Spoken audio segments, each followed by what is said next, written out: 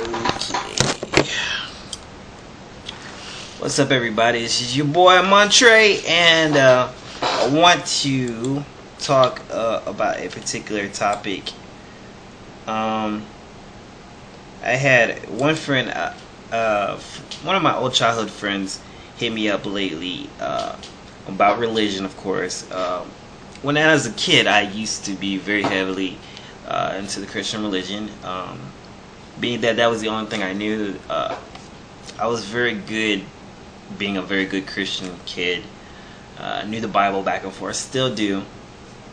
The only difference as an adult, I learned about everything. I learned about other religions. I learned about other people's beliefs. So my scope of belief is larger. So I have people who I grew up with who tend to not know how to handle this, because when I make posts on Facebook or whatnot, they ask me questions, and most likely it comes out to be like, why are you a sinner? So here's this letter that I got. What happened? Don't judging, but curious. I guess she means I'm not judging. Don't mean to judge. I think back to when we were kids and you was on it. God's anointing was on you. Do you not believe in God anymore? Not saying this because of your lifestyle, but your quotes. I cannot judge and will not. Sin is sin. Some people hide their sins and think no one can see it, while others wear it as a blanket. He who is without sin casts the first stone. Well, that's a nice little letter. So she says some people hide their sins while others wear theirs as a blanket. So I guess she's assuming that I'm glorifying sin, or I'm wearing sin as a blanket to, I guess, justify it. I didn't leave the Christian religion so that I could wear sin as a blanket, so that I could just do what I want to. I'm sure some people do leave Christianity because they want to do what they want to. That was not my purpose. The reason why I left Christianity is because I don't believe in Christianity anymore. I don't believe in sin. To me, sin is a very relative term. I mean, the word itself, it's a very relative term to, a very broad term to describe something very abstract. So because I don't know what it is, it's just like, it's like me saying, hey, you got something in your nose. And I'm like, what? Yeah, you got something, it's right there in your nose. And I'm like, is it a booger? No.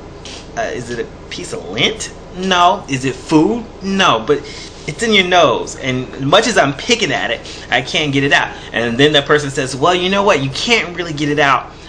Let me help you get it out. I tell you what, meet me at my house on Sunday morning, and I'm going to teach you how to get rid of that thing in your nose. Matter of fact, you can't even pick it out. But if you believe what I believe, I think we can make that thing in your nose just disappear. We can blow it out. And I said, well, can you see it? No, it's there though. So that's kind of how I feel with sin. Sin is very abstract. And it's religion, Christianity, whatever, Muslim, Judaism, it's telling you that you have it, you've never seen it, and it's defining it in different ways. Sin is relative. What one person sees as a sin, another person doesn't. What was a sin in the Old Testament isn't a sin in the New Testament. Even there are some sins in the New Testament that are not sins today. I mean, there was things that women couldn't do back in the day that women can do now. There was things that people in general can't do now. I mean, that they do now that they couldn't do, that they, or no, wait, let me take that back. There's things that people could do back in the day that they can't do now. For instance, it wasn't a sin. If your child disobeyed you, you could simply just kill them. You can't do that now. It's not right. So I think it has a lot to do with society's morals and our ethics, and how we define morality and how we define ethics. And if you ever take an ethics class, you'll learn this kind of thing. But you don't need religion to learn how to be a good person. I don't think you even have to learn how to be a good person. A lot of things are inept. They're inside of you. You already know these things.